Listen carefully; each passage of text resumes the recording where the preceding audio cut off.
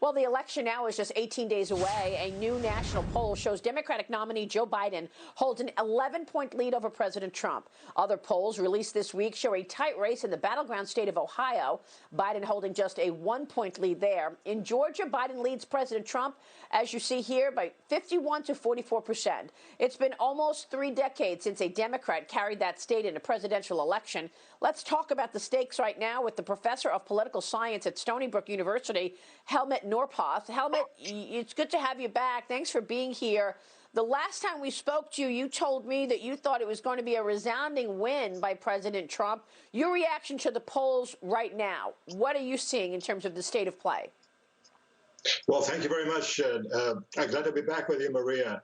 I know the polls are not looking very good for Trump. I can't deny that, and all I can say is that this is very much the same way it felt 4 years ago, that Trump was trailing Hillary Clinton nationally. He trailed her in the battleground states, and so my feeling is that if the polls haven't learned much from what happened the last time, I think it's very likely that we'll see again what happened then.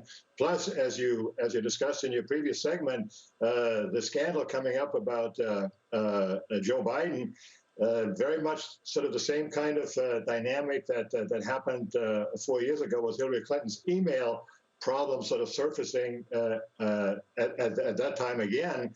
And so I see a lot of parallels between now and then. And Trump is just a candidate, now of course a president, who the polls have a hard time getting a handle on. So you make a lot of good points, Helmut. I mean, you're right. This does feel like a deja vu. The corruption that we're learning about from the Bidens reminds me of the Clinton Foundation. And, you know, taking money from foreign governments while she's a sitting Secretary of State. Is it resonating on the people? Do you still believe that Donald Trump wins this election? Well, I do, because I have a sort of system of a way of looking at the elections that has proved very well in the past, and that's a kind of a success that gives me confidence that it will work again. Every election has a lot of unique things happening, and the fact that Donald Trump, as a first-term president, did not have a challenge, and that Joe Biden had a very difficult time early on. Then he got his footing, but I think it tells me that in the end, that Donald Trump will prove to be the stronger candidate, and that things that are coming up, that Donald Trump will have a better handle on them than Joe Biden. Well, certainly that's what I think the markets are telling us. As I've said many times, it's really unlikely that the markets would be trading so close to record territory if there weren't an expectation that these policies stay in place.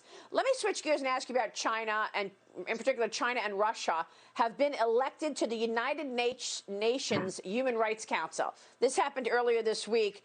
What a joke. The council is responsible for, quote, the promotion and protection of all human rights around the globe. Helmut, the decision facing opposition from activist groups as China is currently carrying out forced labor and other human rights abuses of the Uyghur Muslims and other minorities in the Xinjiang region. We've got these pictures. I want to show you these pictures. Even though these pictures were shot in 2018, it clearly shows this population of people handcuffed, blindfolded, in camps. They call these re-education camps.